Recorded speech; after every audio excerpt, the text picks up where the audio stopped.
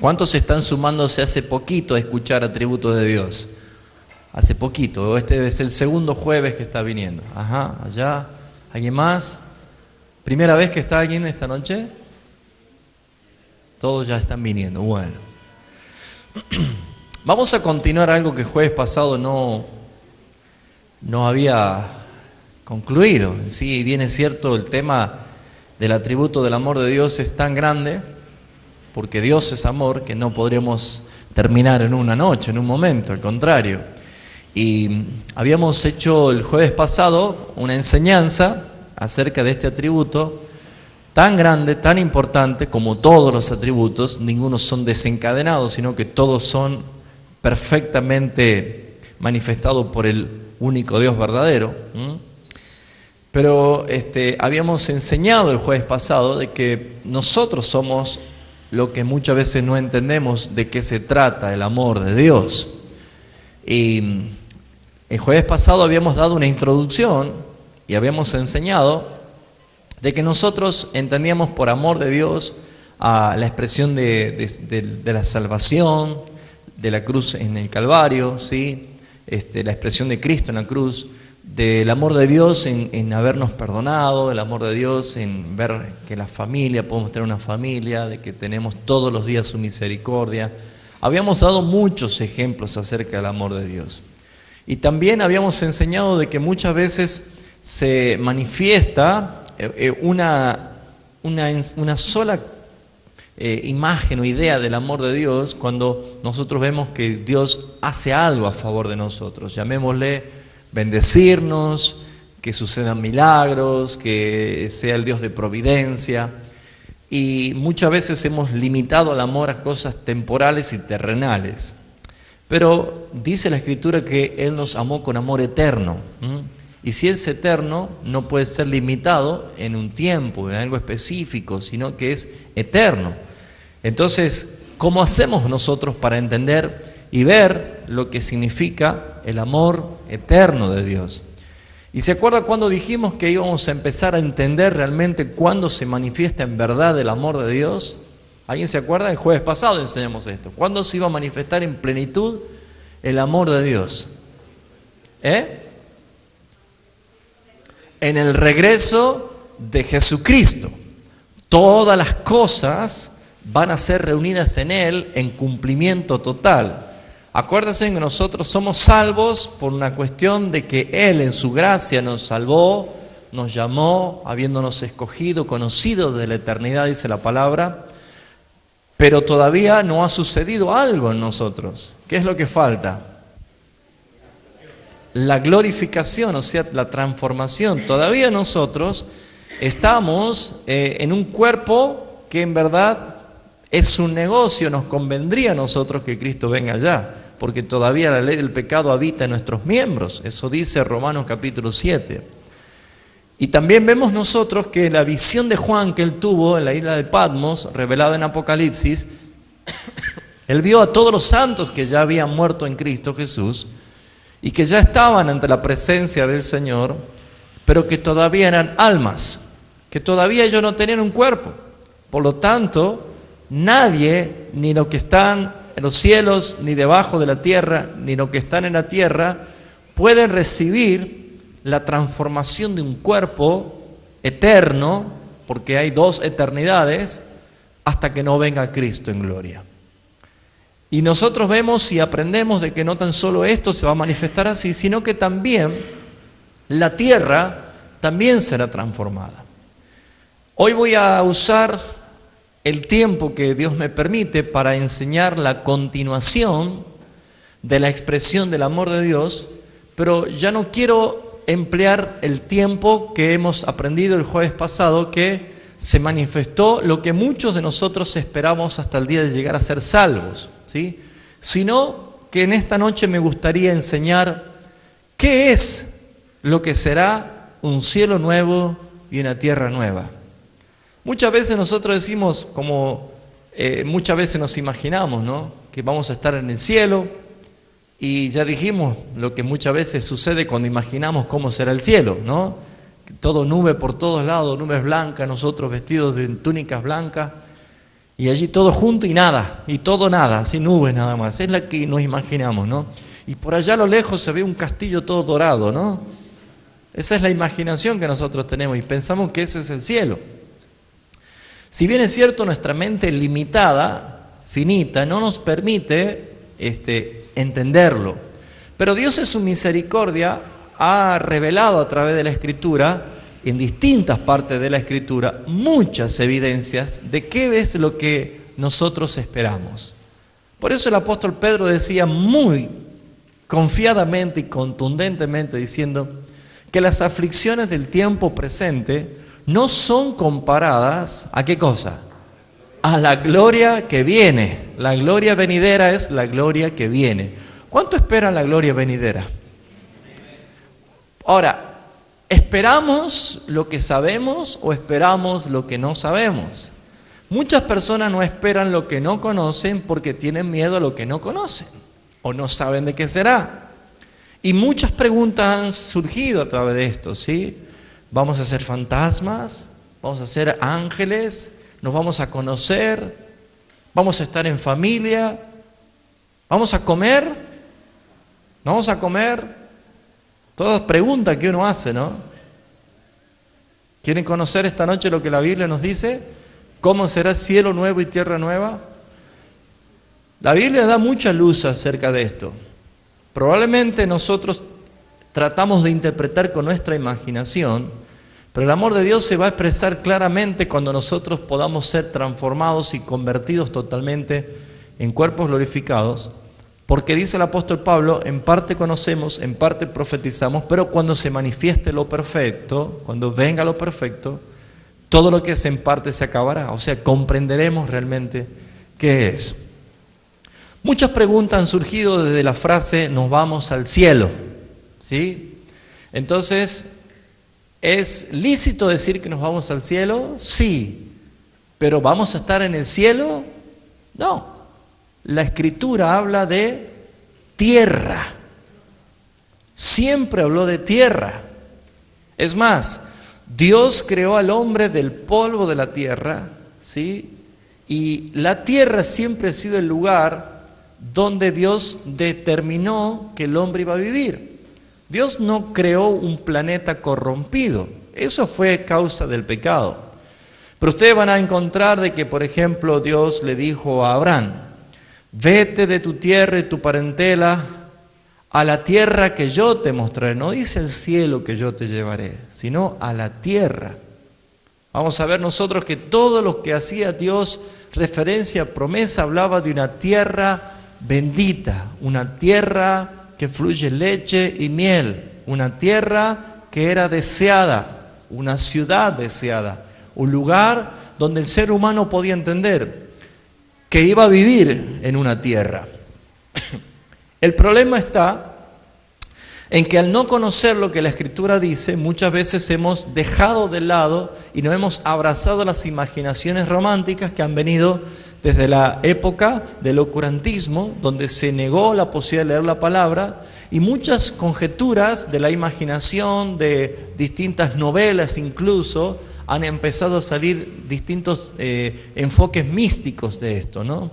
Entonces, por esa razón, usted habrá escuchado que hay hasta muchos chistes, ¿no? Diciendo de que el infierno es más divertido que el cielo. Habrán escuchado a veces que se hace este tipo de caricaturas, este tipo de imagen de que el infierno es más divertido, ¿sí? Hay chicas, hay noche, hay bebidas, hay fiesta, hay música, desconociendo totalmente la realidad, ¿no? El cielo no, que es aburrido, que hay un viejito de barba blanca que nos rasca la cabeza y nosotros estamos con el arpa arriba de una nube. Esa es la imaginación que nos lleva la mística. Pero la Escritura no habla de eso. La Escritura habla de eternidad. Diga conmigo, eternidad. La vida que usted y yo vivimos hoy no es la vida que Dios planificó para el hombre. Dios no creó al hombre para que muera. La elección de morir fue del hombre, no de Dios. El hombre determinó desobedecer y por eso morir. ¿Por qué? ¿Qué encontramos acá? Fíjense en ustedes que cuando Dios creó al hombre y lo puso en el huerto del Edén, le dijo, de todo árbol del huerto podrás comer, Saben que era una delicia de cada uno de esos frutos. Cada cosa que Dios había hecho era una delicia. Y solamente de un árbol no comerás, porque el día que de ese árbol comas, de cierto moriréis. Dios no había creado al hombre para que muera, ni tampoco para que la tierra esté corrompida. Todo esto sucedió a causa de la desobediencia del hombre. Por lo tanto, si usted y yo cada día envejecemos, ¿sabe qué sucede cada día que envejecemos? ¿Sabe que envejecemos, no? ¿O usted duerme en cuna todavía? Con los escarpines, ¿no es cierto? ¿Sabe qué sucede cada vez que envejecemos cada día? Morimos cada día. ¿Usted sabe que vamos muriendo cada día? La palabra de cierto moriréis, traducida al vocablo original hebreo, dice muriendo moriréis. Muriendo moriréis. Habla de un desgaste. Pablo lo ejemplifica mejor diciendo el hombre interior, el hombre exterior, ¿qué hace? Se va desgastando, se va destruyendo, se va muriendo. Pero el hombre interior se renueva día en día. Entonces acá empezamos a ver nosotros de que la Escritura habla claramente de que el propósito de Dios era que el hombre no muera, que el hombre sea eterno y que comiendo, alimentándose del árbol de la vida, podía llegar a conformarse a la imagen de Dios. El hombre nunca comió del árbol de la vida. Nunca. Adán nunca comió. Por eso es que apenas él pecó, abrió sus ojos en desobediencia, rápidamente fue expulsado del paraíso y dijo Dios, pongamos un querubín con una espada encendida, no sea que el hombre ahora coma del árbol de la vida y viva para siempre. ¿Por qué Dios no quería que el hombre coma del árbol de la vida? Porque si el hombre comía del árbol de la vida estando en maldad, en iniquidad, en pecado, nunca iba a desaparecer el pecado. Ya Dios tenía planificado destruir totalmente el pecado, la injusticia, la maldad, la iniquidad y todo lo que es contrario a su voluntad. Por esa razón es que la recompensa final de los que perseveran hasta el final, los que lavan sus ropas en la sangre del Cordero y emblanquece de toda suciedad, la recompensa será, tendrás derecho a comer ¿de qué cosa? Del árbol de la vida. Amén. Entonces, ¿qué es el cielo nuevo y la tierra nueva? Una expresión de amor de Dios. La recompensa. Habrá escuchado que muchas veces se dijo Dios tiene un plan. Dios tiene un plan. Y todo plan comienza en un punto y termina y concluye en algo. Muy bien. Lo que Dios determinó para el hombre es que el hombre pudiese llegar a vivir la plenitud del gozo en el Señor Jesucristo, habiendo sido restaurado. ¿Por qué hay tantos cristianos que se deprimen? ¿Por qué hay tantos cristianos que pierden el rumbo? ¿Por qué hay tantos cristianos que rápidamente menosprecian el Evangelio de Jesucristo para seguir un Evangelio diferente? Porque no tienen esperanza, porque no conocen qué es lo que esperan. No saben qué es lo que esperan. Vamos a ver lo que dice Hebreos capítulo 11 y vamos a ver la diferencia de estos muchos hombres y mujeres de la fe, hombres y mujeres de fe, que aparecen en Hebreos capítulo 11, haciendo referencia a que ellos esperan algo por la fe. Si nosotros somos por la fe hijos de Dios, también debemos esperar algo. Dice Hebreos capítulo 11, versículo 13, conforme a la fe, murieron todos estos, haciendo referencia a todos los que este capítulo menciona, sin haber recibido lo prometido, sino mirándolo de lejos y creyéndolo y saludándolo y confesando que eran extranjeros y peregrinos sobre la tierra, sobre esta tierra. Génesis dice que aún Abraham, estando ya en la tierra prometida, allí es donde Abraham dijo: yo soy extranjero y peregrino. ¿Por qué Abraham decía esto? Estando ya en la tierra prometida, supuestamente habían llegado al lugar donde Dios había prometido. Fíjese por qué. Versículo 14. Porque los que dicen esto claramente dan a entender que buscan una patria. Pues si hubieran estado pensando en aquellas de donde salieron, ciertamente tenían tiempo de volver. Pero, ¿qué dice? Anhelaban una mejor. Una mejor. Esto es ¿cómo? Celestial. Por lo cual Dios no se avergüenza de llamarse Dios de ellos. ¿Y qué hizo Dios en recompensa? Les ha preparado una ciudad. Ya conmigo, amén. Muy bien, Dios nunca va a dejar sin recompensa a aquellos que se declaran extranjeros y peregrinos de esta tierra, sino que ellos esperan algo que va a venir. Y ahí es donde nosotros tenemos que tener la fe y la esperanza. Pero muchos dicen: pero si el cielo es todo nube, no tienen idea de lo que es el cielo nuevo y tierra nueva. Pero para poder entender esto, vamos a empezar a hablar de lo que la Biblia enseña acerca de los lugares eternos, lugares que aparte de este globo terráqueo, aparte de este mundo, existen. Muchos dirán que voy a hablar de extraterrestres, ¿no? No voy a hablar de extraterrestres, o por lo menos de los alienígenas, pero no pertenecen a este planeta Tierra. Lugares que la Biblia lo menciona. Por ejemplo, en Lucas capítulo 16, Jesús, dando una clara ilustración, dice el versículo 22, Lucas 16. ¿Se acuerda de esa enseñanza del rico y Lázaro? Dice el versículo 22, aconteció que murió el mendigo y fue llevado por los ángeles al seno de Abraham, y también murió el rico y fue sepultado.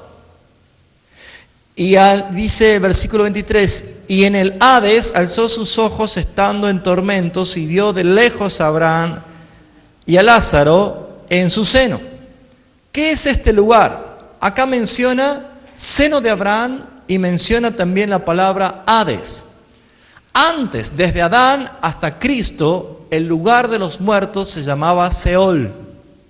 Seol, donde los que habían muerto en esperanza de la profecía del Señor y los que habían muerto en incredulidad estaban en el Seol, pero no estaban en el mismo lugar, sino que eran dos lugares diferentes. Uno era el seno de Abraham y otro era el Hades, lugar de los muertos. La Biblia hace referencia de que cuando una persona moría, iba o al seno de Abraham o al Hades, pero no estaban juntos, sino que ese era el lugar que se llamaba Seol. Y según la Escritura, cuando dice que en el día de la rebelión de Coré se abrió la tierra y se lo tragó vivo al Seol. Y esa palabra Seol hace referencia al centro de la tierra. Ahora, no hablamos de algo físico, algo materia, porque acuérdense que nosotros estamos hablando de una cuestión del alma de la persona. La Escritura dice que ese lugar se llama Seol, pero vemos nosotros acá que no son los mismos lugares en el Seol, sino que uno es el seno de Abraham y el otro es el Hades. Ahora fíjense lo que dice el versículo 24. Entonces dando voces dijo: Padre Abraham, ten misericordia de mí y envía a Lázaro para que moje la punta de su dedo en agua y refresque mi lengua, porque estoy atormentado en esta llama.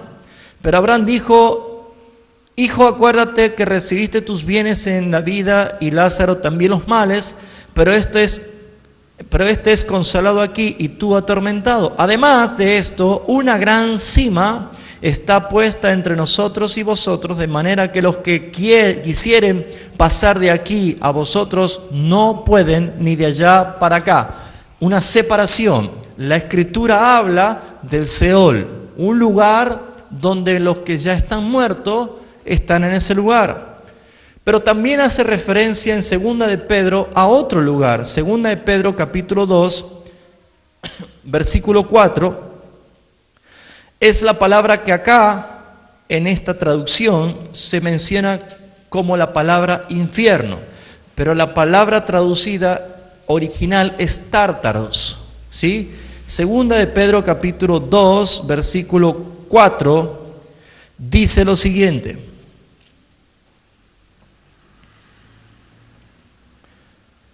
¿Ya lo encontró?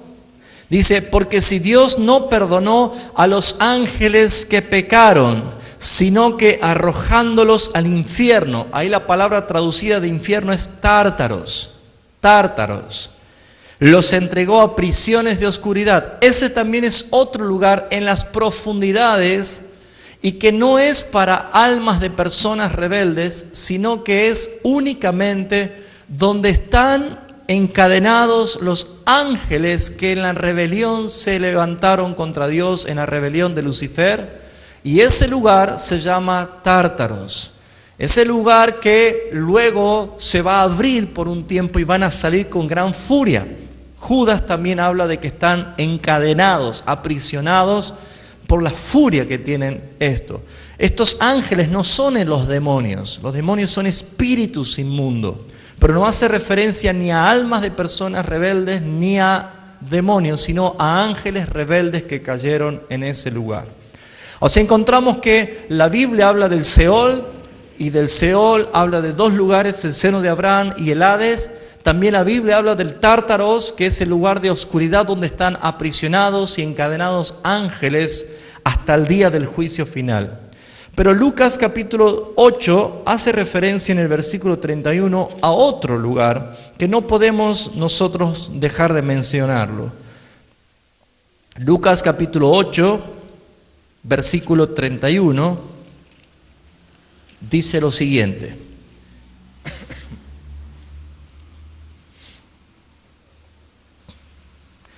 Dice, y le rogaban que no los mandase, ¿a dónde? Al abismo. Acá aparece otro lugar, el abismo, ¿sí? Abismo, lugar donde los demonios tiemblan, donde los espíritus inmundos tiemblan. Fíjense ustedes que cuando se estaba llevando a cabo esta liberación que encontramos acá en el versículo 31, esta legión de demonios ante la presencia de Jesús, ellos le rogaban, ¿sí? Le rogaban que no los mandase ir al abismo. Muchas personas han traído testimonios diciendo de que habían ido al infierno y que habían visto cómo los demonios, dice, con látigo estaban maltratando a las almas que habían ido al infierno. Amados hermanos, ni siquiera los espíritus inmundos quieren estar en ese lugar, así que no creo que ellos sean los patrones o los ¿cómo se llama? Los verdugos de Satanás que están azotando. Ellos tienen terror, le decían a Jesús suplicándole que no los manden al abismo. Un lugar de oscuridad, un lugar donde también serán sueltos del abismo y saldrán, como veía Juan, como langostas que salían para atacar y traer muerte a muchos en la gran tribulación. Fíjense ustedes que todas estas cosas es necesario decirlo porque ¿qué tiene que ver esto con el amor de Dios y qué tiene que ver esto con el cielo nuevo y tierra nueva? Mucho tiene que ver, porque acá necesitamos nosotros conocer una realidad que por lo menos en el día de hoy usted no lo pensó. Cotidianamente nunca estamos teniendo esto en mente, nunca estamos pensando en esto. Pero ¿qué es lo que debemos entender? Que no debemos ignorar las Escrituras. ¿Por qué? Porque todo esto va a manifestarse y se está manifestando. ¿Vamos bien hasta acá? Entonces encontramos el Seol, encontramos el Tártaros, encontramos el abismo, pero también la Escritura hace referencia de otro lugar. Ese otro lugar es llamado cielos. Diga conmigo, cielos. Muy bien, dentro de los cielos nosotros entendemos que hay, según la Escritura, 3 cielos. Tres cielos. El primer cielo es lo que nosotros vemos y es la atmósfera, ¿sí? Lo que nosotros podemos contemplar. El cielo está estrellado o el cielo está azul, está celeste. Ese es el primer cielo. El segundo cielo es el espacio sideral, es donde están todos los planetas, donde están las constelaciones. Ese es el lugar donde es territorialmente hablando, valga la palabra, ¿sí? Es el lugar donde habita Satanás con sus huestes de engaño. Por eso habrán visto que en este último siglo y lo que va de la década, cada vez más están saliendo testimonios de que ven qué cosa. ¿Usted ha visto alguna vez un ómnibus? ¿Cómo que no? Ya estaba allá, ¿no? En el Omni. Muy bien, los platos voladores, dice la gente. Yo he filmado, yo he visto uno. Es más, hasta pueden decir que han tenido contacto extraterrestre. Y hasta puede haber hasta un alienígena que lo están estudiando. ¿Saben qué es esto, hermanos? La Escritura dice que Satanás con todo poder de engaño es el padre de la mentira. Satanás, ustedes saben que puede materializar cosas espirituales. Allí vino Janes y Jambres, dos hechiceros de Faraón, ¿no? Cuando Moisés tiró la vara y se convirtió en culebra, vino Janes y Jambres también con las varas y ellos también tiraron y materializaron culebras.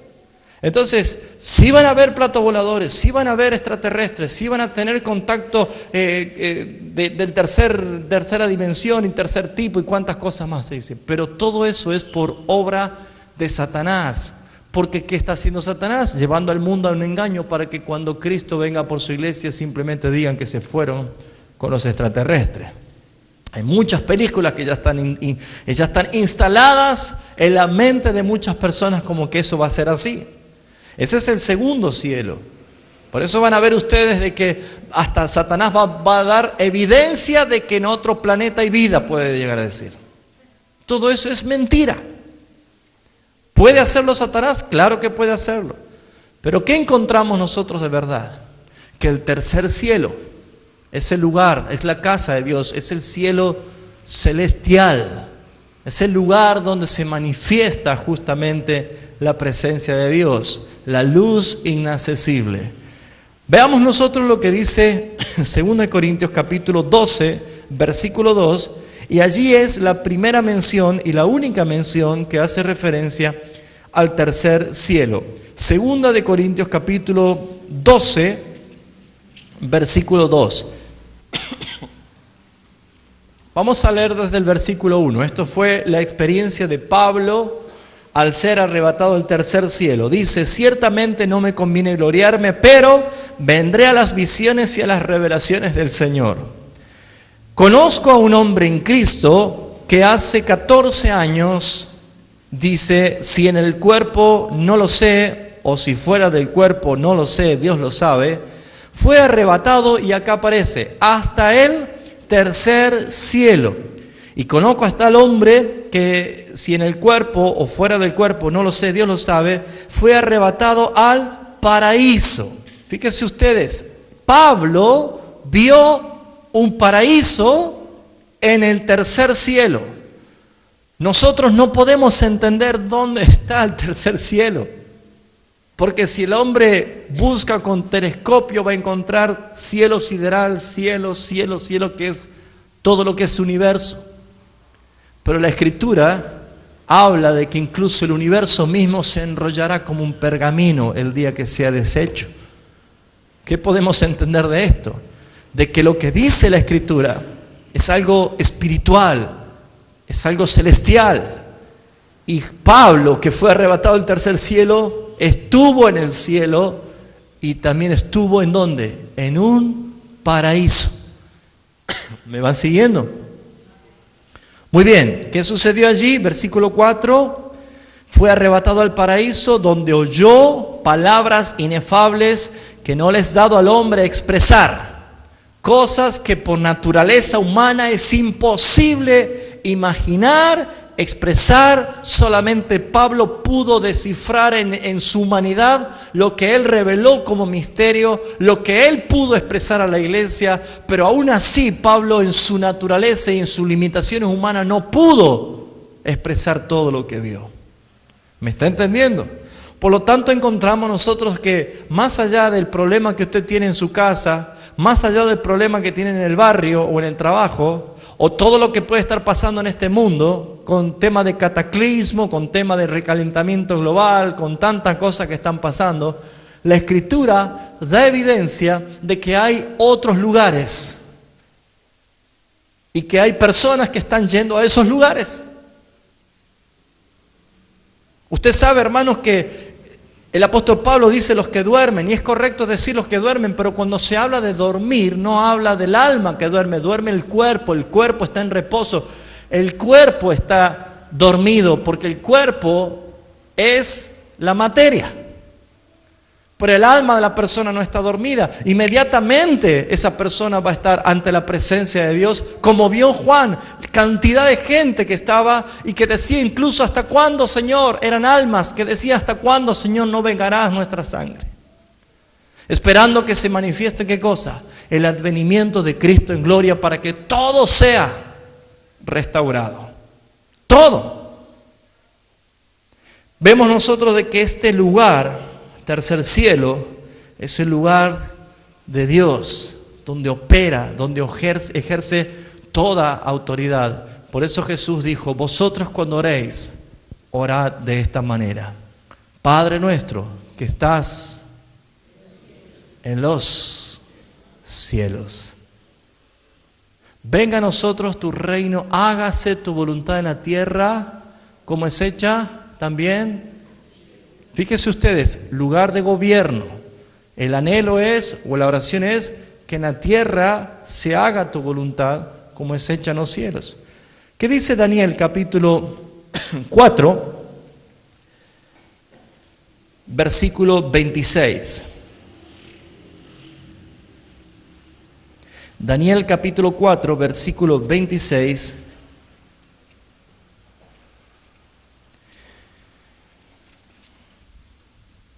Dice así: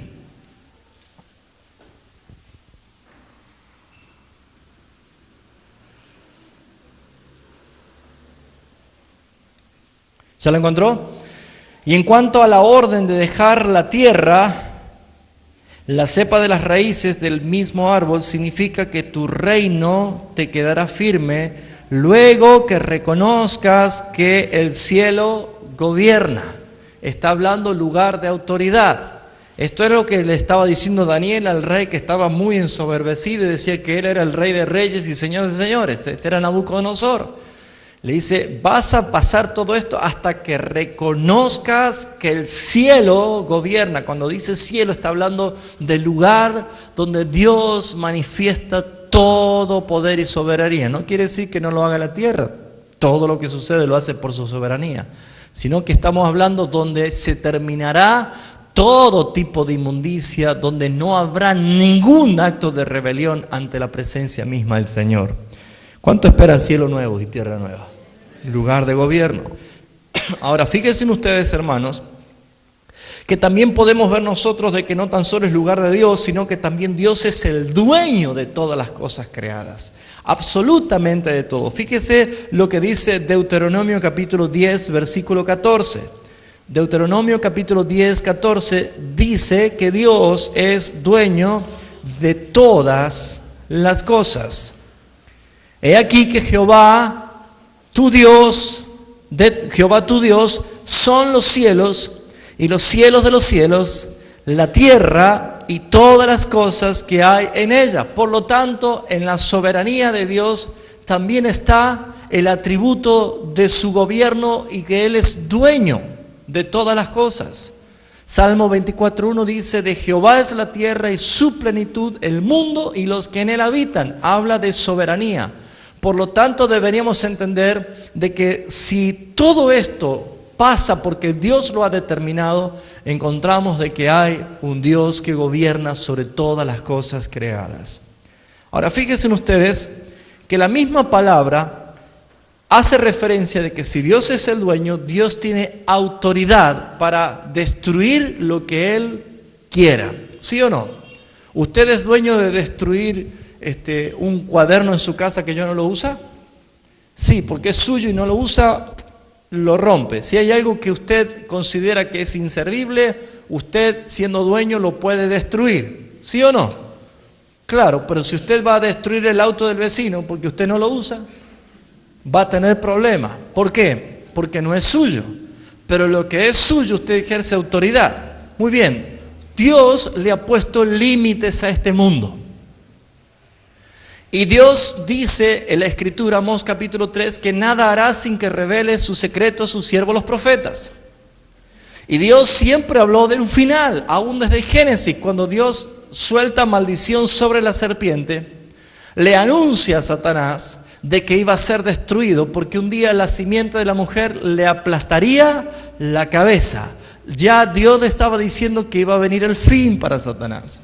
También Dios siempre avisó de que el tiempo final iba a llegar. Dios determinó el día y la hora en que Él iba a destruir todo. ¿Por qué? Porque hemos visto de que Dios es el dueño. Dios es el soberano. Nada de lo que existe hoy sirve para Dios porque todo está corrupto, corrompido por el pecado. Aún hasta el universo. Todo. Por eso dice que habrá cielo nuevo y tierra nueva. ¿Empezamos a entender a dónde vamos? El amor de Dios se manifiesta en lo que usted y yo vamos a disfrutar por una eternidad.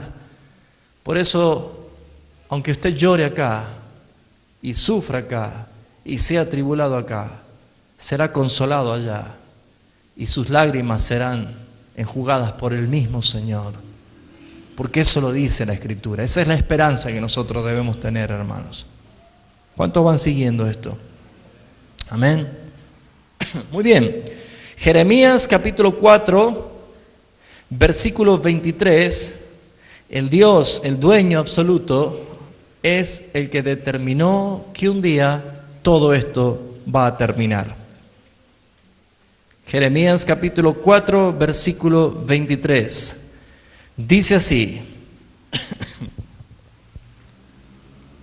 miré la tierra, miré a la tierra, y he aquí que estaba como asolada y vacía, y a los cielos, y no había en ellos luz. Algo había pasado. Jeremías veía destrucción total de todas estas cosas. Isaías capítulo 13, versículo 13, dice lo siguiente: porque haré estremecer los cielos y la tierra se moverá de su lugar en la indignación de Jehová de los ejércitos y en el día del ardor de su ira. ¿Sabe que esto es algo que es real? Esto va a pasar. Y esto está muy próximo. Dios esto lo reveló a sus siervos los profetas de hace miles de años y no ha detenido la tierra de girar sobre su eje imaginario. Siguió y siguió y siguió y siguió y siguió.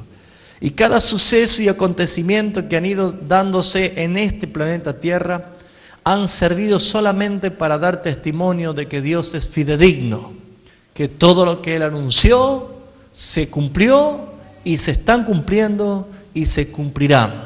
Y que desde el día que Dios determinó que el hombre, que a quien Él salvase por su gracia, por su misericordia, Dios había determinado poner a aquel redimido en un lugar que Él había preparado. Pablo lo vio, Isaías lo vio, Ezequiel lo vio, hasta Esteban vio los cielos abiertos, Juan vio, y hay testimonio de que hay algo que va a venir pronto, hermanos. Y si usted no abraza esta esperanza, es hora de que usted empiece a entender que somos peregrinos en esta tierra, que acá hay dolor, hay sufrimiento, hay llanto, hay persecución, hay espada, hay peligro, hay desnudez, hay tribulaciones, claro que sí, pero no culpe a Dios por esto. Es la consecuencia de la decisión del hombre en desobedecer. Todo esto se va a manifestar simplemente por soberanía de Dios, pero respetando el acto de elección del hombre de escoger el mal, y siempre escogió el mal. Por lo tanto, Dios no se avergüenza de llamarse Dios de aquellos que se declaran extranjeros y peregrinos de esta tierra, que no se aferran a cosas terrenales ni materiales, sino que dicen: Señor, mi confianza está puesta en ti y mi herencia es venidera. Nuestro Dios es un Dios que va a recompensar el acto de fe de aquellos que le creen verdaderamente. Por eso es que usted le espera a Dios, le espera a Cristo manifestado, ora diciendo: ven pronto, Señor Jesús, mi alma, mi espíritu te anhela. Veamos lo que dice Salmo 68.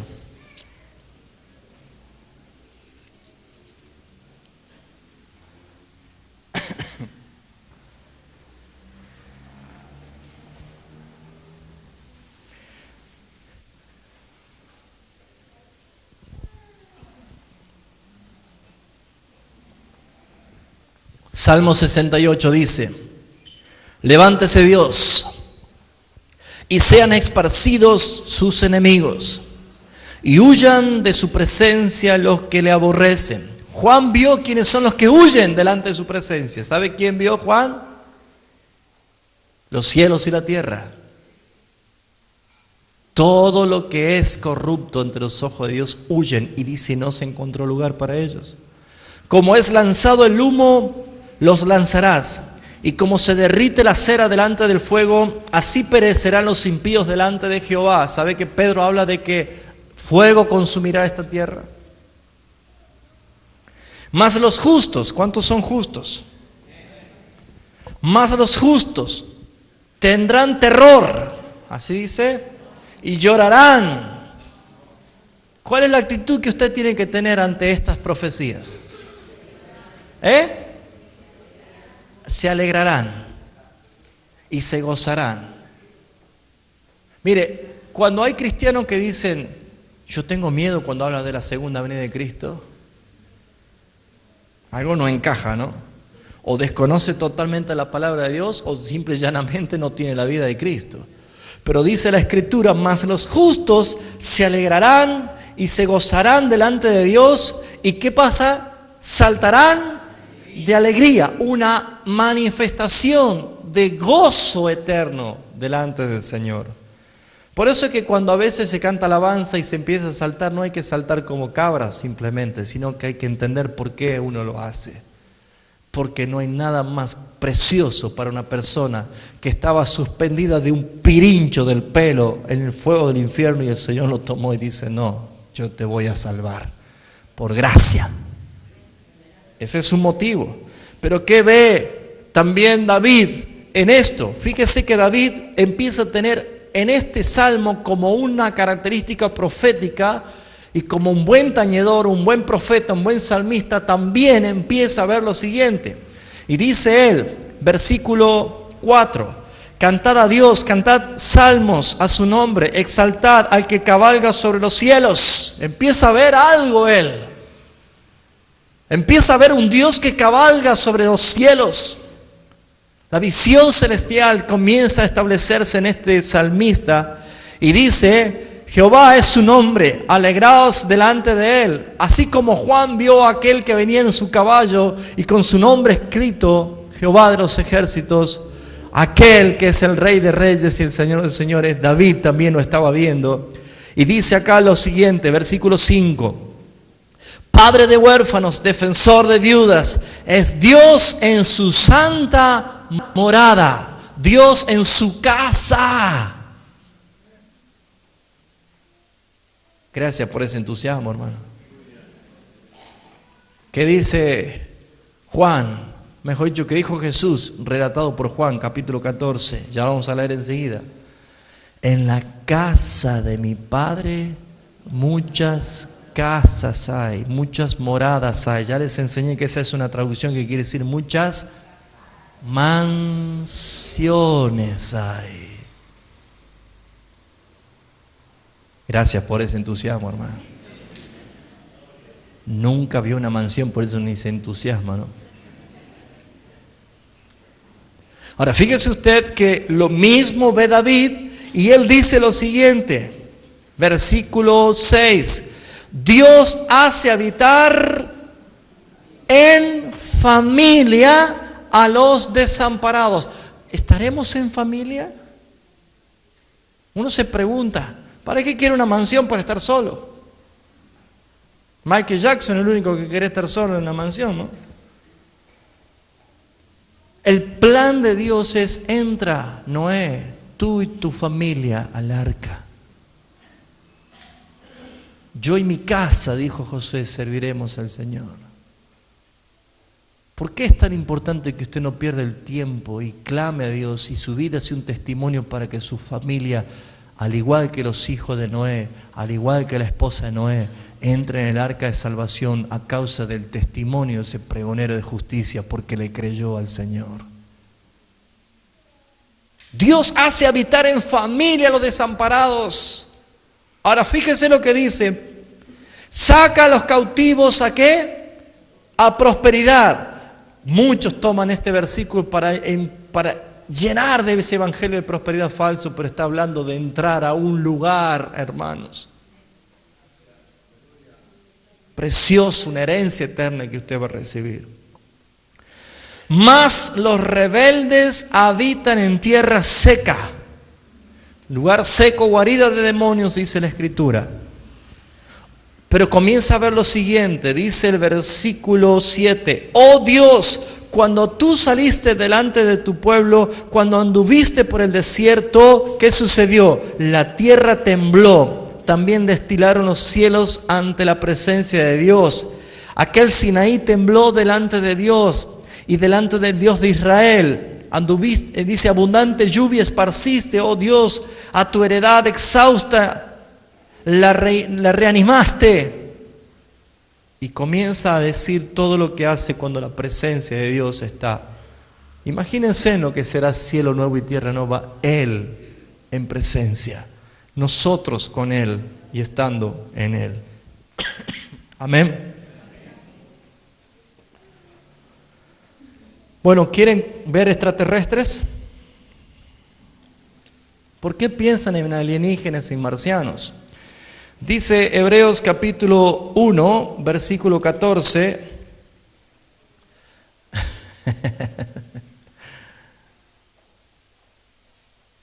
Dice el capítulo 1 de Hebreos, versículo 14. ¿No son todos estos espíritus ministradores enviados para servicio a favor de los que serán herederos de la salvación? ¿Saben de quién habla la Escritura? De ángeles al servicio de los herederos de la salvación. Usted necesita tener una mentalidad de heredero. Y si usted tiene una mentalidad de heredero es porque tiene convicción y testimonio que usted es un hijo de Dios. Y cuando usted tiene esa mentalidad, seguramente usted se comporta con un sentido de pertenencia celestial ya, aunque esté en esta tierra. Y los ángeles del Señor son espíritus ministradores que les sirven, pero lamentablemente la iglesia que desconoce esto ve más demonios que otras cosas. Y ora en contra de los demonios, y reprende demonios, y ve el demonio parado en la mesita de luz, el demonio que se le para en la puerta de la cama, el demonio que anda en el techo, en el ventilador, el demonio que le camina por la teja. Todo el tiempo ve demonios, todo el tiempo reprende al diablo, todo el tiempo está con las brujas, todo el tiempo está con que me han echado sal, que me han traído carne de perro muerto, que me han echado tierra del cementerio. Todo el tiempo, y claro, ¿qué quiere ver si estamos en un mundo que Satanás domina? Pero no se da cuenta que el Señor ha enviado a sus ángeles, espíritus ministradores, a tu servicio. Pero hasta que no tenga mente de heredero, usted tiene los ángeles desocupados, hermano. Mente de hijo de Dios, mente de herederos. Vivan y compórtense como ciudadanos de un reino que se está por manifestar. Una mentalidad. La metanoia, el arrepentimiento, el cambio es un cambio de actitud, un cambio de mentalidad, un cambio de vida total que hace el Señor en usted, pero usted debe vivir como tal. Buenas noticias de parte del Señor. Pero si usted no experimenta y no siente la presencia incluso de estos espíritus enviados al servicio de los herederos de la salvación, ¿cómo que a Jesús le funcionaba? Allí estaba en Getsemaní, dice que venían ángeles, ¿para qué? Para servirle.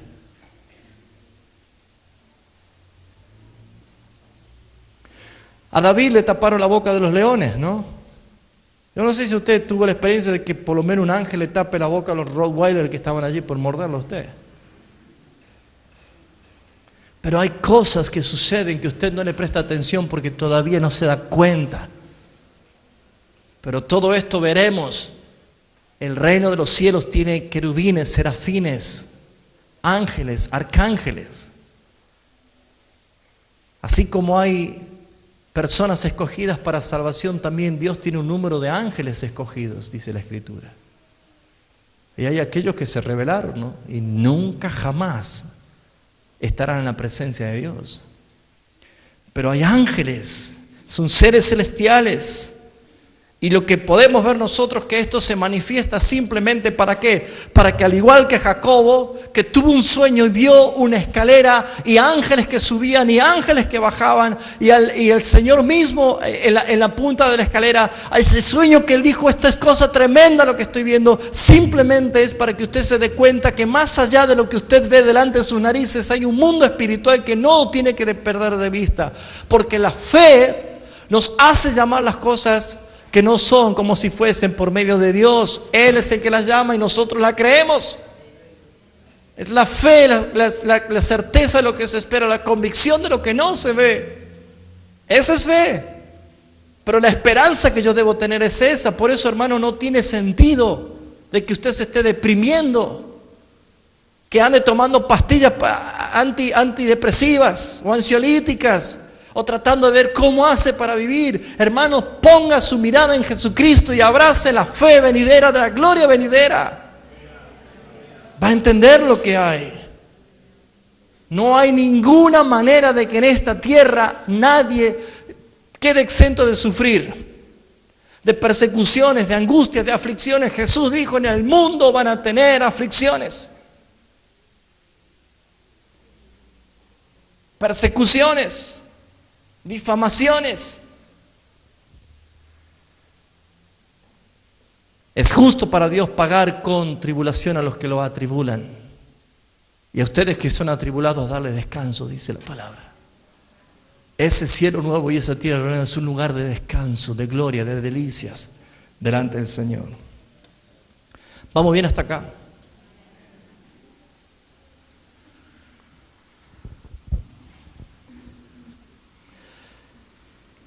Hay una promesa. Y cómo me gusta este versículo, recién lo cité, pero vamos a verlo. Juan capítulo 14.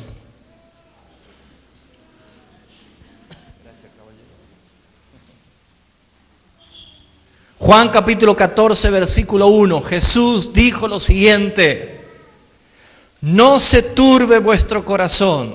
Vamos, dale un pequeño codazo al que está al lado tuyo y decirle, ¿escuchaste? Que no se turbe tu corazón, decirle. Vamos, no veo que le des el codazo. Decir a tu hermano, no se turbe tu corazón. Inmediatamente Jesús dice, ¿crees en Dios? ¿Cuánto creen en Dios? Bueno, crean en mí también, dice Jesús. Él en ese momento estaba siendo el profeta más convincente y seguro, con total garantía de cumplimiento. Él decía, ¿creen en Dios? Creemos en Dios. Bueno, crean ahora en mí lo que les voy a decir. No había un profeta más exacto, más seguro y más fidedigno como Cristo hablando. Y él dijo, escuche, en la casa de mi Padre, aleluya, muchas moradas hay. Si así no fuera, yo os lo hubiera dicho. Voy pues a preparar lugar para vosotros. Si usted no tiene esperanza, hermano, no, yo no sé, ahí tome una pastilla. Pero si usted empieza a entender esto, Jesús dijo esto, versículo 3, y si me fuere y os prepararé lugar,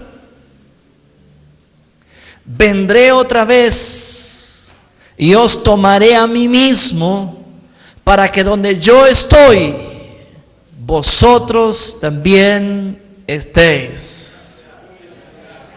Promesa del Señor. ¿Usted cree que el Señor va a venir a una tierra corrupta, con el recalentamiento, con la capa de ozono destruida? No hay gas, no hay petróleo, no hay alimento, la tierra está seca, se está acabando todo. No. Vino por primera vez como un niño, vino a nacer en humildad. Pero cuando venga por segunda vez, vendrá como Rey de gloria. Y Él viene a tomar a los suyos, ¿no? Porque dice, yo voy a sacarlos por un momento de este lugar, porque voy a destruir todo. Cielos y tierra, todo el universo. Y Pedro lo describe, ¿no? Elementos ardientes, cometas, meteoritos, el sol. Se muere el sol, hermano. La ciencia lo está diciendo a cada rato. Terremotos simultáneos, tsunamis. Lucas 21, Jesús habló del terror que tendrá la gente de las grandes olas y el estruendo de esas olas gigantes. Porque cuando Él haya acabado todo, habrá un cielo nuevo y una tierra nueva. Amén. Muy bien. Segunda de Corintios capítulo 5, Pablo habla de lo que vio y por esa razón lo escribió. Segunda de Corintios capítulo 5 dice, porque sabemos que si nuestra morada terrestre, este tabernáculo, se deshiciere, tenemos en Dios un edificio, una casa no hecha de manos. ¿Cómo? Eterna. ¿Dónde? En los cielos. Y por esto también gemimos, deseando ser revestidos de aquella nuestra habitación celestial, pues así seremos hallados vestidos y no desnudos. Fíjense ustedes qué importante lo que Pablo revela. Hay algo que se va a manifestar. Juan tiene una experiencia muy tremenda cuando él vio lo que iba a suceder. No fue fácil para Juan haber recibido tremendas revelaciones que él tuvo en la isla de Patmos. Pero lo que podemos ver es que todo ser humano que está en este planeta Tierra va a tener la hora de su final. Y dice Hebreos capítulo 9, versículo 27, lo siguiente. Hebreos 9, 27 dice, y de la manera que está establecido, Dios es un Dios de decretos, Dios es un Dios de propósitos, Dios es un Dios de consejo. Y su decreto, su propósito, su consejo es eterno. Todo lo determinó desde la eternidad. ¿Y qué determinó? Dice así, y de la manera que está establecido para los hombres que mueran una sola vez y después, ¿qué cosa? El juicio. Por lo tanto, hermanos, de estas dos eternidades, una eternidad en el cielo y la tierra nueva que Dios ha preparado para los justos y redimidos, y en el lugar llamado el lago de fuego y azufre eterno, preparado para Satanás y todos sus ángeles y sus demonios y todos los rebeldes que no quisieron recibir y que no recibieron el testimonio de la verdad. ¿Qué encontramos acá? La palabra nos dice que este es un tiempo muy importante para pregonar nuestra palabra, para que el mensaje sea anunciado, para aquellos que tengan la oportunidad de doblar sus rodillas ante Jesucristo y poder entrar en esta dimensión de lo que ahora vamos a empezar a desarrollar. ¿Qué tenemos que tener en cuenta, hermanos míos? Dios va a traer un justo juicio, porque Él es el dueño, es el soberano. Apocalipsis 20:11 dice lo siguiente. Juicio ante el gran trono blanco. Apocalipsis 20:11 dice: y vi un gran trono blanco y al que estaba sentado en él, delante del cual huyeron la tierra y el cielo, y ningún lugar se encontró para ellos. Y vi los muertos grandes y pequeños en pie delante de Dios, y los libros fueron abiertos, y otro libro fue abierto, el cual es el libro de la vida, y fueron juzgados los muertos por las cosas que estaban escritas en los libros según sus obras. ¿Qué encontramos acá? De que la Biblia certifica de que la tierra y este cielo serán deshechos, destruidos, y que no existirán más. ¿Dónde vivirán los escogidos? En la nube blanca. No. ¿Dónde estaremos? ¿Dónde habrá una eternidad? ¿Por qué esperamos el regreso glorioso de Cristo? ¿Por qué? Porque la Escritura habla de que nosotros no debemos perder la esperanza dónde vamos a vivir y qué es lo que vamos a hacer. También la Escritura dice que nosotros juzgaremos al mundo. Primera de Corintios capítulo 6. Fíjese lo que dice. Primera de Corintios capítulo 6, versículo 1 al 4. Dice lo siguiente: ¿osa alguno de vosotros que teniendo algo contra otro ir a juicio delante de los injustos y no delante de los santos? ¿No sabéis que los santos han de juzgar al mundo? ¿Usted sabe, estaba enterado que usted va a estar delante del Señor y cada vez que sean juzgados los impíos usted va a estar allí?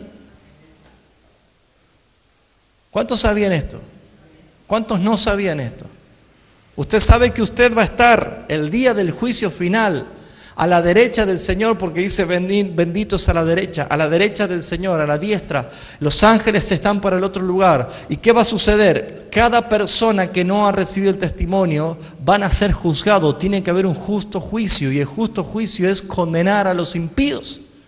Y dice, ¿acaso no saben que nosotros juzgaremos al mundo? Ahora, usted debe entender que ese día ya nosotros transformados, glorificados, ya no tendremos nosotros las emociones atadas al pecado y distorsionadas y alteradas por la iniquidad, sino que nuestro único amor va a ser al Padre y al Cordero, y que nuestra única expresión de justicia va a ser decir, aleluya, la justicia ha sido hecha cada vez que el Padre golpea su martillo y envía a los impíos al infierno. Aunque sea que nosotros tengamos que ver a nuestra esposa, a nuestro esposo, a nuestros hijos que se van al infierno por causa de no haber recibido la verdad, nosotros vamos a decir, gloria sea tu nombre, porque tu justicia, tu santa justicia ha sido hecha. ¿Está preparado? Usted dice, ¿cómo sucederá esto? Bueno, Dios hará una transformación en nosotros, y nuestro único amor, ya no habrá injusticia en nosotros, solamente justicia perfecta de Dios manifestada en nosotros. Dice la Escritura, ¿no sabéis que los santos han de juzgar al mundo? Y esta palabra nos lleva a nosotros a empezar a entender que en la presencia del Señor ya habrá algo diferente. Cambia el sistema judicial, cambia la mentalidad de nosotros, cambia nuestro cuerpo, comenzamos a vivir y experimentar lo que va a ser manifestado por el amor de Dios. Ahora fíjese qué interesante darnos cuenta de que Juan en Apocalipsis 21 ve lo siguiente. ¿Qué es lo que ve Juan? Capítulo 21 dice, vi un cielo nuevo y una tierra como nueva. Porque el primer cielo y la primera tierra pasaron y el mar ya no existía más. Usted sabe que el 75% del planeta Tierra es agua. ¿Sí? No va a haber más agua. Porque el agua que va a haber es el agua que brota del trono de Dios, que es ríos de agua viva. Es lo que vio Ezequiel. ¿Me está entendiendo? Ahora fíjense ustedes, yo Juan vi la santa ciudad, la nueva Jerusalén, descender del cielo de Dios, una ciudad que ya estaba establecida, Dios creó un cielo nuevo y una tierra nueva, pero Juan vio descender una santa ciudad. Esa santa ciudad está descrita tanto por Juan en Apocalipsis, también por Ezequiel desde el capítulo 36 en adelante, cuando empieza a ver que la ciudad es un perfecto cuadrado. Las dimensiones de la ciudad están manifestadas allí. Y fíjese lo que dice. Y oí una gran voz del cielo que decía: he aquí el tabernáculo de Dios con los hombres, y Él morará con ellos, y ellos serán su pueblo, y Dios mismo estará con ellos como su Dios. ¿Cuánto dicen amén? Esto es lo que viviremos en esta realidad. Pero todavía yo sé que usted tiene en su imaginación una ciudad en medio de nubes blancas. Todavía no la ve, no ve la tierra nueva. Si hay algo más hermoso que Dios creó cuando hizo los cielos y la tierra, es la creación misma, pero por causa del pecado fue sujeta a corrupción y a maldición. Pero cuando el hombre sea glorificado y transformado en el advenimiento de Cristo, también la tierra será liberada con esta manifestación. Habrá una tierra nueva. El jueves pasado dijimos que va a haber un paraíso, un hermoso Edén, un lugar de delicias, pero también va a haber una santa ciudad, y Cristo siendo el tabernáculo de todos. Y dice la Escritura, el versículo 5, y el que estaba sentado en el trono dijo: he aquí yo hago nuevas todas las cosas. Y me dijo: escribe, porque estas palabras son fieles y verdaderas. Versículo 9.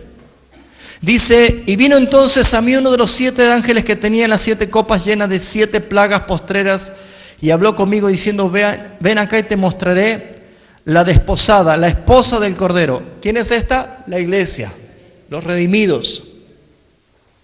Y allí ve Juan las que iban a vivir en esa santa ciudad. Hermoso lugar.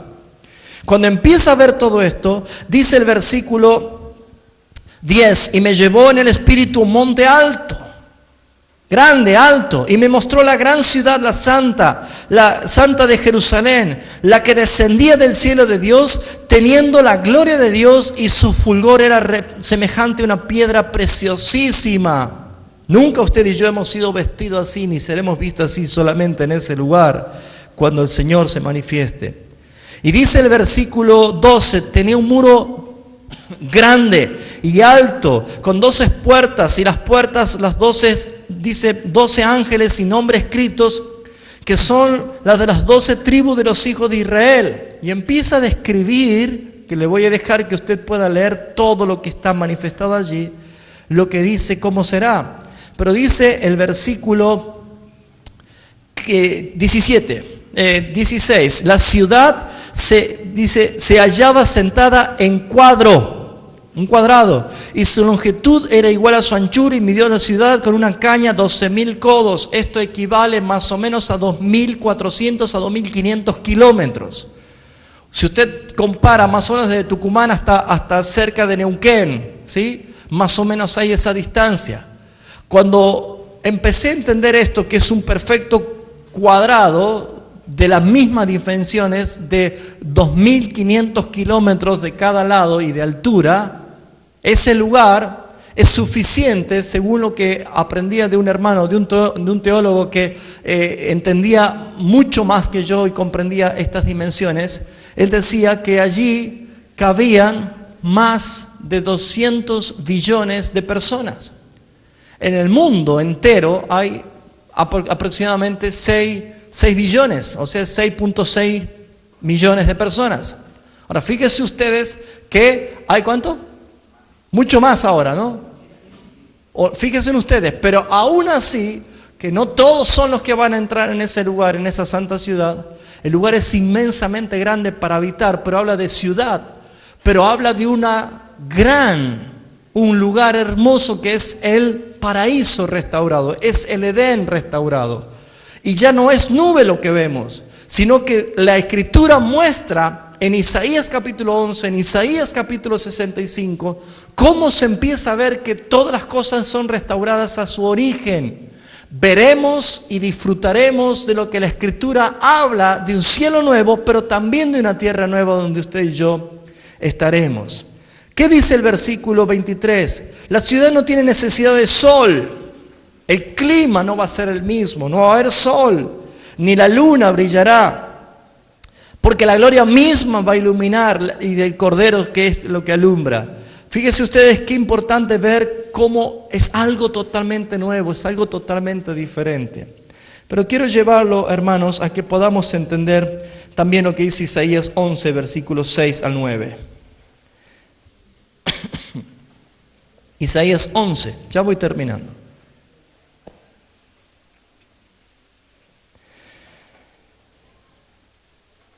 ¿Habrá animales? ¿Qué opina? ¿Habrá animales? El arca es una evidencia, ¿no?, de lo que va a suceder, ¿no? Dice Isaías que vio proféticamente Isaías y dijo, versículo 6, morará el lobo con el cordero, el leopardo con el cabrito, se acostará el becerro y el león y la bestia doméstica andarán juntos y un niño los pastoreará. Habla de animales, pero totalmente domesticados, no va a haber furia, no van a comer, no van a ser que se van a comer entre ellos. ¿Me está entendiendo? Algo restaurado, totalmente restaurado lo que ve allí. Ahora fíjense ustedes, empezamos a ponerle color al cuadro, ¿no? Tenemos una tierra, ya no estamos en la nube blanca, ¿no? Tenemos una tierra donde empezamos a ver que también hay animales. Y obviamente nosotros empezamos a ver que dice acá el versículo que continúa. La vaca y la osa pasarán y sus crías se echarán juntas y el león con el buey comerá paja. No se van a comer entre ellos, ¿sí? Se van a volver herbívoros, ¿eh? Hay pasto, hermanos. No hay nubes blancas, hay pastos, hay un cielo, hay un río de agua de vida que fluye del trono. Hay animales, hay pastos, hay árboles, hay montañas, lo llevó a una montaña alta.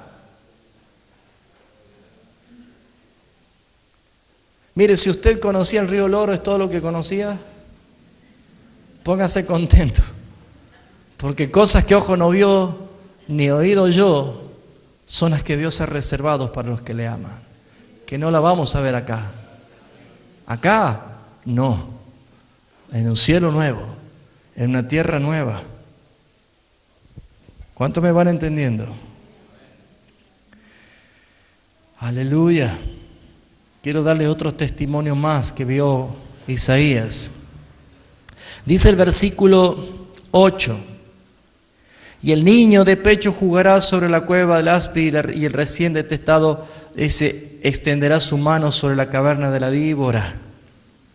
No harán mal ni dañarán en todo mi santo monte, porque la tierra será llena del conocimiento de Jehová, así como las aguas cubren el mar. Fíjense ustedes, no habrá mal, no hay maldad, no hay iniquidad, no hay injusticia.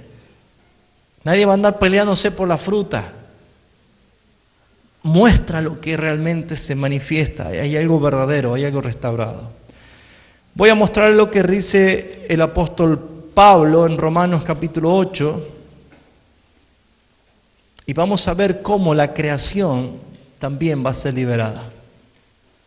¿Por qué esperamos el amor de Dios manifestado en ese día? En Romanos capítulo 8, dice el versículo 18. Pues tengo por cierto que las aflicciones del tiempo presente no son comparables con la gloria venidera que en nosotros ha de manifestarse. Diga conmigo, en mí se va a manifestar la gloria venidera. Por eso muchos que dicen, qué gloria que hubo esta noche en la reunión, qué noche gloriosa estuvimos. No entendemos lo que es gloria. Ezequiel vio cuando la gloria de Dios abandonaba el templo y Ezequiel vio con la gloria de Dios del monte de los olivos, se fue. Desde ese momento no hay gloria en la tierra. Cristo vino a la tierra 100% hombre, su gloria estaba velada, solamente en un momento de la transfiguración se manifestó lo que Él es realmente y la nube los cubrió, porque si no Pedro, Juan y Jacobo iban a morir. Pero no hubo gloria, no hay gloria. Si la gloria de Dios se tiene que manifestar en este tiempo, nos tenemos que morir todos porque aún no hemos sido transformados. Los ángeles, los serafines, con 2 alas vuelan y con 2 cubren su rostro porque no pueden ver a Dios por la gloria. Aún no se ha manifestado la gloria de Dios, pero cuando Cristo venga, vendrá en gloria, dice la Escritura. Y por eso nosotros seremos glorificados, para poder, dice el apóstol Juan, verle cara a cara, tal como Él es. Amados, aún no se ha manifestado lo que hemos de ser, pero cuando Él venga, seremos tal como Él es, porque le veremos cara a cara. Gloria. No entendemos muchas veces esto, ¿no? Pero dice el versículo que tengamos por cierto, tengamos presente esto, hermano, que las aflicciones del tiempo presente, ¿cuántos tienen aflicciones en este tiempo presente? Bueno, no son comparables con la gloria venidera, que no en todos se va a manifestar, en nosotros se ha de manifestar. ¿Cuántos dicen amén?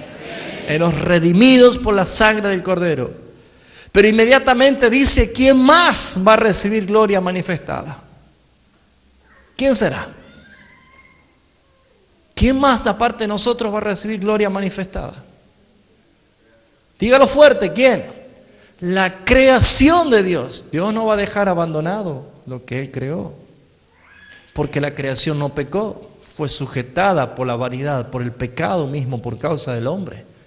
Y fíjese lo que dice el versículo 19. Porque el anhelo ardiente de la creación es, ¿qué cosa? Aguardar la manifestación de los hijos de Dios. Mire, un pajarito tiene más paciencia que usted. La creación aguarda la manifestación de los hijos de Dios. ¿Qué es la manifestación? La transformación. Y nadie se transforma, ni en los cielos, ni en la tierra, ni debajo de ella, hasta que Cristo no venga en gloria. Nadie, ni siquiera la creación misma, aguarda la manifestación de los hijos de Dios, porque cuando los hijos de Dios, primicia del Señor, sean transformados, la tierra, la creación será transformada. Bendito sea el Señor. Yo quiero comer una sandía de ahí. ¿Cómo me gusta esa fruta? Fíjese lo que dice el versículo 20. Porque la creación fue sujetada a vanidad. ¿Sabe qué es algo vano? Algo inútil, que no tiene sentido. La tierra hoy no tiene sentido, es inutilizada por el hombre. El hombre lo único que hace con la tierra es destruirla. La creación fue sujetada a vanidad, no por su propia voluntad. La tierra no lo quiso, no fue la que pecó.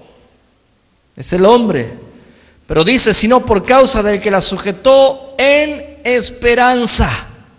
Aquel que la sujetó en esperanza. Hay una promesa. Hay una esperanza. Fíjense lo que dice la Escritura. Porque también la creación misma será. Me gustaría que subraye ese versículo para que usted vea que no vamos a estar arriba de una nube, ¿no? Porque también también la creación misma será libertada de la esclavitud, de la corrupción. No se va a podrir nunca una manzana en el cielo nuevo y tierra nueva. No va a haber corrupción. Sonaron las verdulerías ya, ¿no? Pero dice la Escritura que la tierra misma también, la creación misma, todo lo creado, que incluye todo lo que el Señor ha creado, dice, será libertada ¿de qué cosa? De la esclavitud, de la corrupción. ¿A qué cosa será libertada? A la libertad gloriosa de los hijos de Dios. La misma libertad gloriosa de los hijos de Dios recibirá la creación. Glorioso, ¿no? Versículo 22. Porque sabemos que toda la creación gime a una. Y a una dice, está con dolores de partos hasta ahora. Y no solo ella, sino que también nosotros mismos, que tenemos las primicias del Espíritu, nosotros también gemimos dentro de nosotros mismos, esperando la adopción, la redención de nuestro cuerpo. ¿No anhela esto, hermano? Porque en esperanza fuimos salvos, pero la esperanza que se ve no es esperanza, porque lo que alguno ve, ¿a qué esperarlo? Usted y yo no vemos, no sabemos, pero hoy esperamos por fe. Eso es esperanza. No es una nube blanca, es un paraíso restaurado, literal. Literal.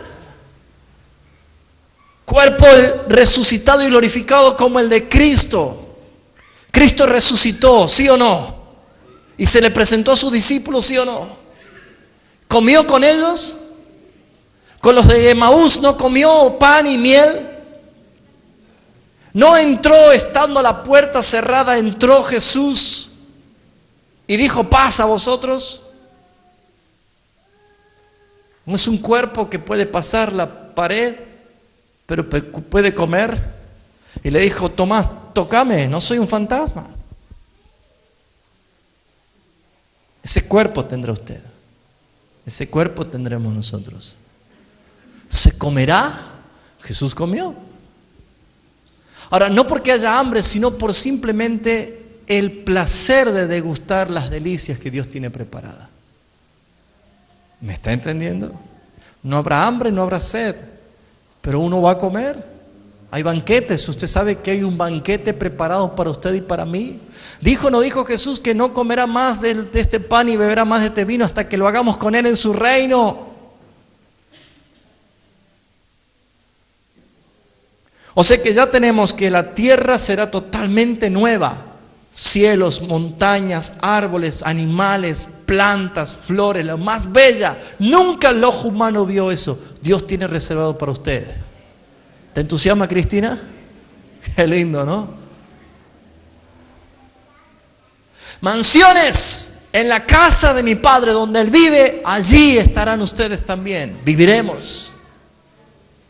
Dios hace habitar en familia el desamparado. Familia, entra tú y tu casa, tú y tu familia, entra al arca. Sí, no nos daremos a casamiento, no tendremos, dice, seremos como los ángeles, pero no andaremos flotando por allí, sino que está haciendo referencia de que no tendremos nosotros relaciones sexuales. Pero sí nosotros nos conoceremos. ¿Cómo supo Pedro que era Moisés y Elías el que estaba hablando con Jesús en el momento de la transfiguración? Si hace 1500 años antes había sucedido la vida de Moisés. ¿Cómo es que lo conoció? ¿Quién lo dijo? En la misma presencia manifestada de gloria, él conocía quién era uno y quién era otro. En la misma presencia del Señor, glorificados, vamos a conocernos, vamos a conocer a Abraham. ¿Quién es el viejito ese que anda ahí?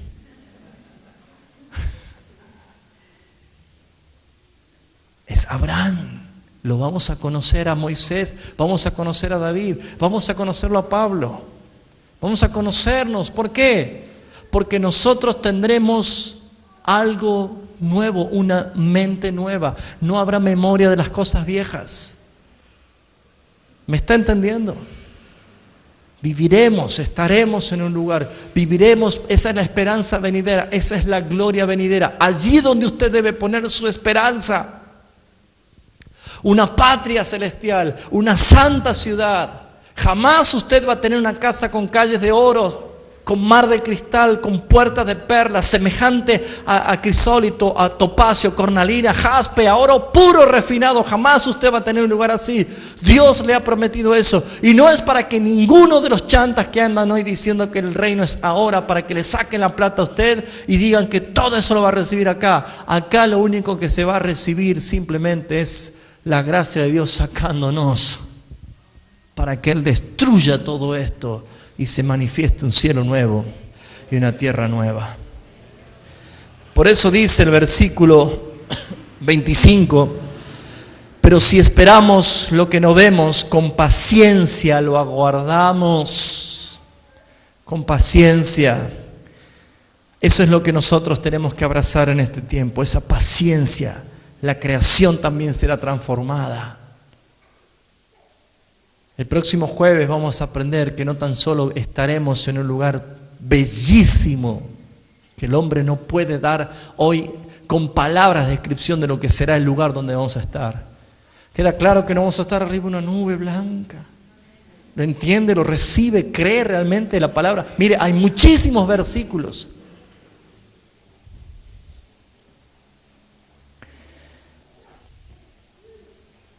Le doy una más, ¿puede ser? Isaías 65.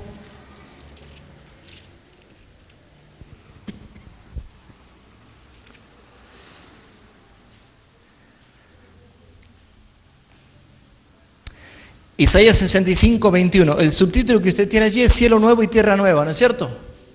Ahora, fíjese lo que dice el versículo 21. Edificarán casas y morarán en ellas. Muchachos, va a haber que trabajar, pero no va a haber fatiga. ¿Sabe de dónde viene el sudor, el cansancio del trabajo? Del pecado.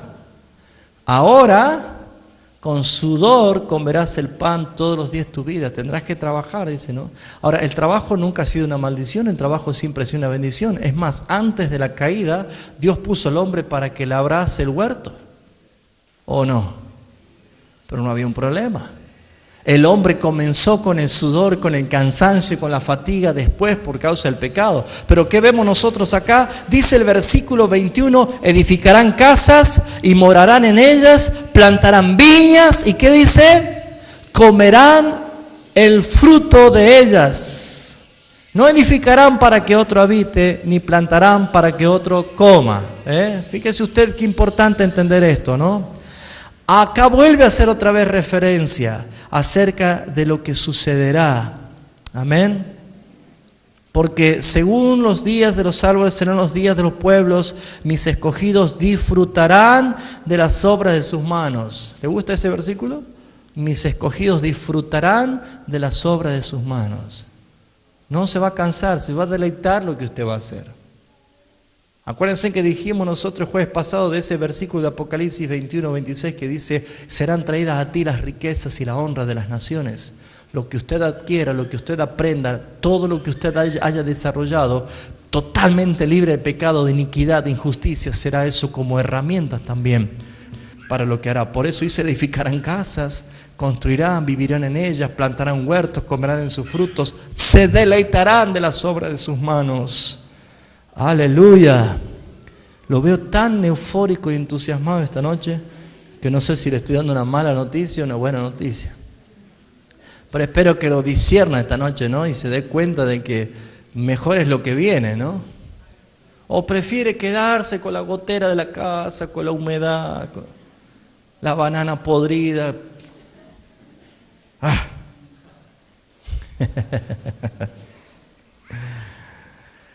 Versículo 23, no trabajarán en vano. ¿Se ha cansado de trabajar en vano en esta tierra?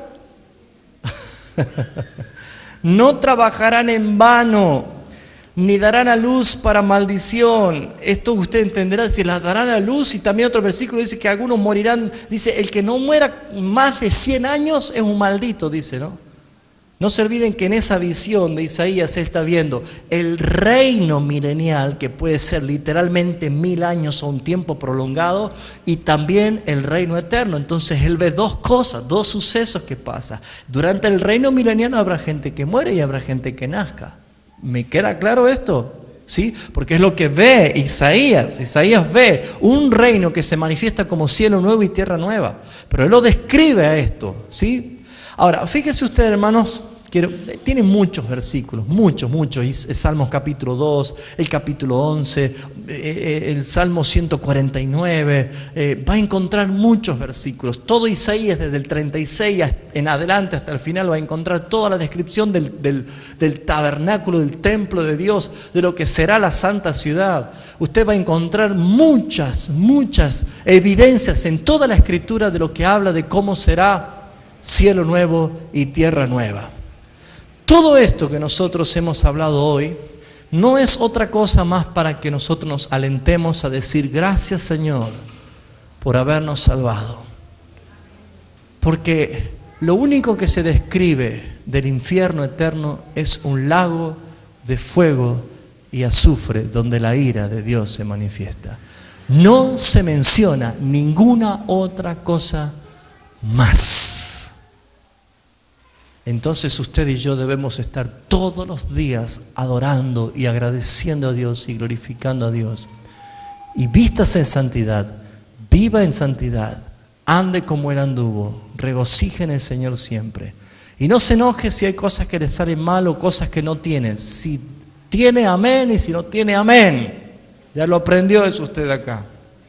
Pero lo que tiene que entender y creer es que solamente por la gracia y la providencia de Dios, Él dijo, yo volveré y os tomaré a mí mismo, para que donde yo estoy, ustedes también estén. Amén. Vamos a orar. Gloria a tu nombre, Jesús. Vamos a pedir al Padre que le dé entusiasmo y que glorifiquen al Señor. ¿Por qué será que la gente cree más en las cosas que no son que las cosas que son originales en la palabra? Deleites en el Señor. Amén. Vamos a orar.